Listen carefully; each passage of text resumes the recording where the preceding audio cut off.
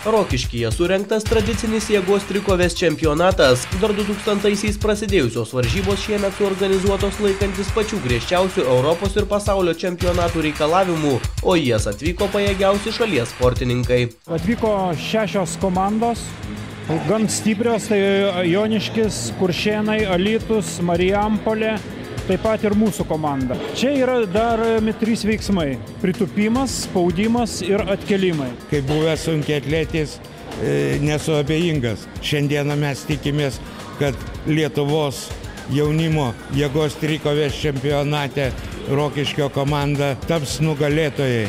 Renginyje apsilankė ir galiūnai Vidas Blekaitis ir Žydrūnas Savickas, kurie šį kartą vaidino trenerių vaidmenį. Dauguma galiūnų, tame tarpe ir mes neišimtis, pradėjome būtent nuo jėgos trikovės.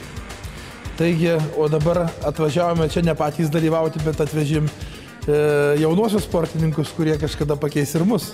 Nes sportas tai yra kelias į jaunimo užimtumą, tai yra į visuomenės sveikatą ir po to pinigai grįžta, kad nereikia išleisti policijai ir daug dirbti daktaram. Tai iš tikrųjų reikia turėti sveiką protą ir suprast, kad sportas tai yra visuomenės sveikata ir gerovė. Vienas varžybų favoritų Paulius Kundelis ne tik nugalėjo savo svorio kategorijoje, bet ir pagerino buvusį šalies rekordą. Tai kiekgi kilogramų vis dėlto tu iškėlė dabar? 165, 59 kategorijoje.